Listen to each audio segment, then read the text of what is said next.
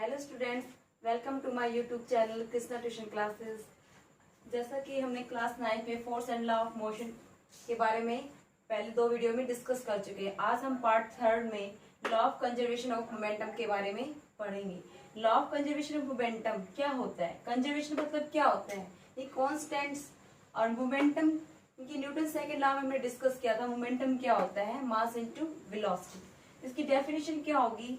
When two bodies act upon another, their total momentum remain constant, provided not external forces are acting।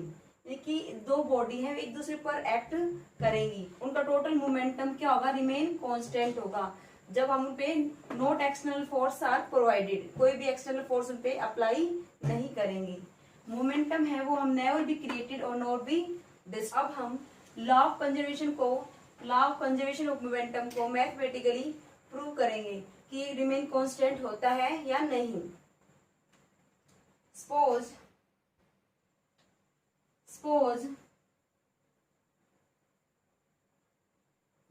To body,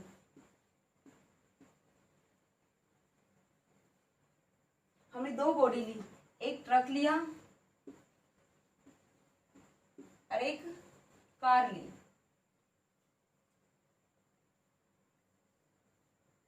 T symbol represent the truck and C symbol represent the car। इसकी direction भी इस side है, इसकी direction भी इस side. इसकी U1 और इसकी U2 वेलोसिटी से या स्पीड से मूव कर रही है। इसका M1 मास है, इसका M2 मास है। 2 पार्टिकल्स ली through body, truck and car moving in same direction.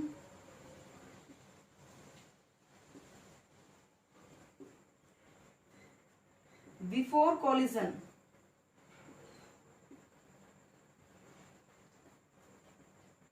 Before collision का मोमेंटम क्या हुआ?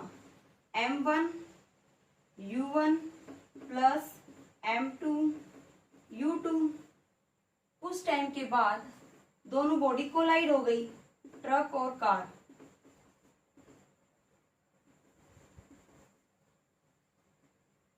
For short time,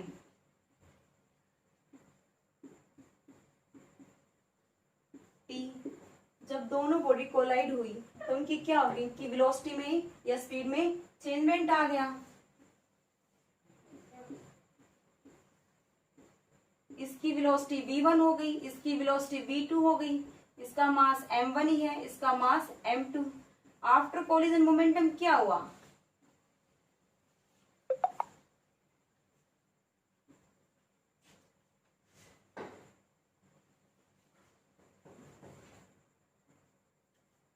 mass into velocity. Momentum क्या होता है? Mass into velocity. m1 v1 plus m2 v2, ये टोटल मोमेंटम। और ये क्या है? ये भी टोटल मोमेंटम है। Before collision total momentum and after total momentum. During collision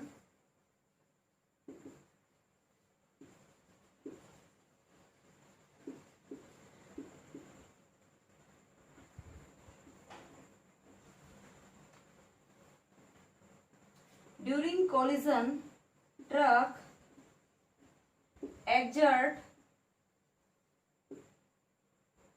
exerted a force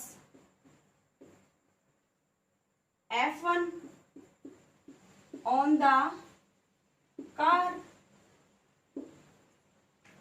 और कार, सेकेंड केस में car exerted a force F2 on the truck। अब हम क्या कैलकुलेट करेंगे? F1 की और F2 की वैल्यू फाइंड आउट करेंगे। Now we calculate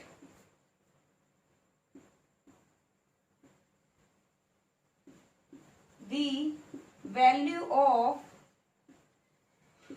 F1 and F2। अब हम F1 की वैल्यू फाइंड आउट करेंगे। When the force F1 of the truck act on the car for time t, then velocity change from u2 to v2। नहीं, collision, जब दोनों body collide हो रही थी तब क्या होता है, वेलोसिटी में चेंजमेंट आ रहा था। हम उसी के थ्रू F1 की वैल्यू फाइंड आउट करेंगे। F1 फोर्स क्या होता है, मास इनटू एक्सेलरेशन होता है, और यहाँ पर हम फोर्स F1 की वैल्यू फाइंड आउट कर रहे हैं। M2 A2 की वैल्यू क्या होती है, A2 की वैल्यू क्या आएगी, एक्सेलरेशन क्या होता है, velocity upon time. Velocity, initial velocity is equal to final velocity. V2 क्या थी, final velocity after collision, minus में U2 क्या थी, initial velocity before collision. T क्या है, टाइम। इसमें यहाँ पर हम एक्सेलरेशन की जगह इसकी वैल्यू पुट कर देंगे। F1 is equal to M2 multiply V2 minus में U2 अपॉन T। यहाँ पर हमें F1 की वैल्यू क्या मिल गई, M2 इंटू V2 माइनस में U2 by T। Second case में हम F2 की वैल्यू फाइंड आउट करेंगे। सेकंड केस में हम अब F2 की वैल्यू फाइंड आउट करेंगे। The force F2 of the car reacts on the truck for time t, then velocity of truck changes from u1 to v1, then F2 will become m1 into a1। m1 क्या है, मास किसका था, truck का, into acceleration क्या होता है, velocity upon time. v1 minus में u1 by t की वेलोसिटी में जो चेंजमेंट हुआ था, v1 क्या था, बिफोर कोलिजन वेलोसिटी, u1 क्या था, आप v1 और u1, v1 क्या है, after collision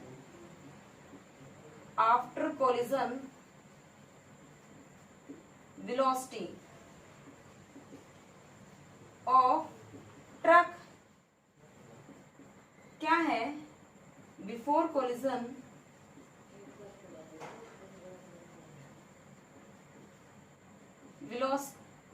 collision velocity of truck.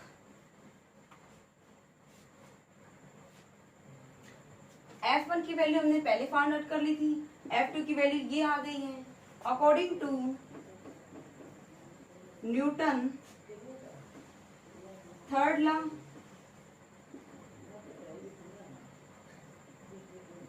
Every action and reaction equal and opposite.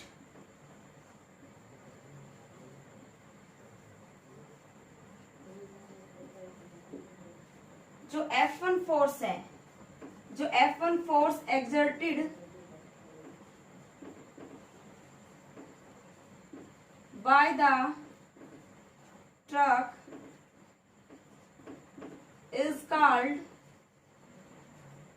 Action, और F2 force exerted by the car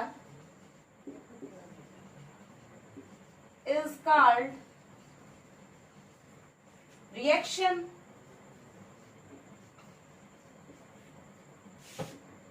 तो इससे हमें क्या समझ में आता है, F1 is equal to minus में F2, यही हमें न्यूटन थर्ड लॉ में मिलता है। अब हम F1 और F2 की वैल्यू पुट कर देंगे, is equal to minus F2। F1 की वैल्यू क्या है, M2 V2 minus U2 by T, और F2 की वैल्यू क्या निकाली थी हमने अभी, M1 V1 माइनस में U1 बाई T। T से T कैंसिल अब हम इनकी वैल्यू इनके अंदर मल्टीप्लाई कर देंगे। m2 v2 minus m2 u2 is equal to minus m1 v1 plus minus minus टकरा के क्या हो जाएंगे plus m1 u1 m1 v1 plus m2 v2 is equal to m1 u1 plus m2 u2। इससे क्या हुआ, ये before collision total momentum,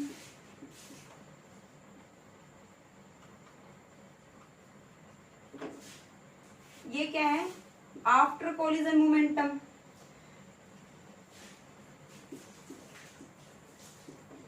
after collision total momentum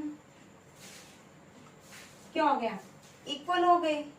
यही हमने लॉ ऑफ कंजर्वेशन में पढ़ा था कि जो मोमेंटम होता है वो क्या होता है रिमेन कांस्टेंट्स, लेकिन इसमें क्या हो गए कांस्टेंट्स हो गए, क्योंकि बिफोर कोलिजन और आफ्टर कोलिजन मोमेंटम इक्वल हो गए, यानी कि कांस्टेंट हो गए।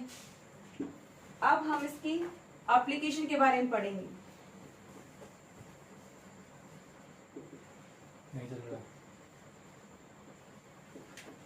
ए रिकॉइल्ड ऑफ गन,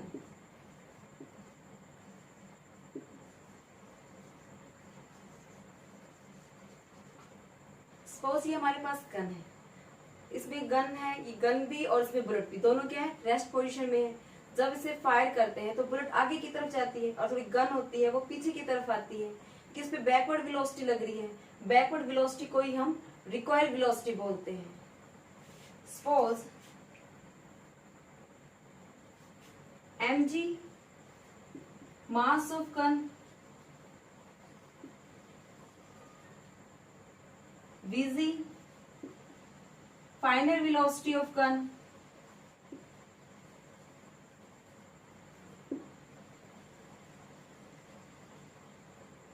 और ug initial velocity of gun.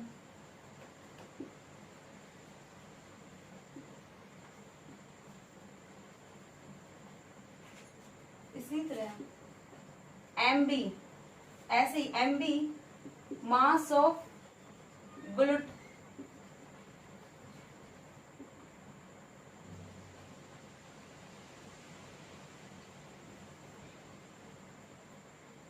mb final velocity of bullet,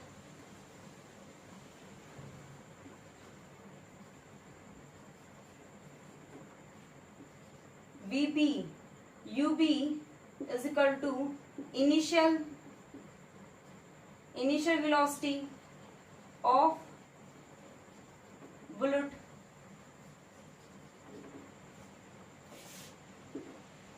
अब इससे क्या हुआ, जब हम रेस्ट पोजीशन में थी, जब स्टार्टिंग में जब गन से हमने बुलेट फायर नहीं की थी, तब गन और बुलेट दोनों क्या थी रेस्ट पोजीशन में। उस केस में क्या हो गया यूजी और UB is equal to 0। Rest position में थी तब क्या थी इनकी जो इनिशियल वेलोसिटी थी तो क्या थी 0 थी। अब हम law of conservation of momentum का यूज करेंगे। जो हमने लॉ ऑफ कंजर्वेशन मोमेंटम क्या पढ़ा था, लॉ ऑफ कंजर्वेशन मोमेंटम हमने ये निकाला था। अब हम इसका यूज करेंगे। Initial velocity of gun mg ug plus initial velocity of bullet, ये क्या है mb क्या रिप्रेजेंट कर रहा है मास, ub क्या है initial velocity of bullet, is equal to final velocity of bullet plus final velocity of gun. देखिए क्या है mg ug total momentum of gun, ये मोमेंटम ऑफ गन है, ये मोमेंटम ऑफ बुलेट,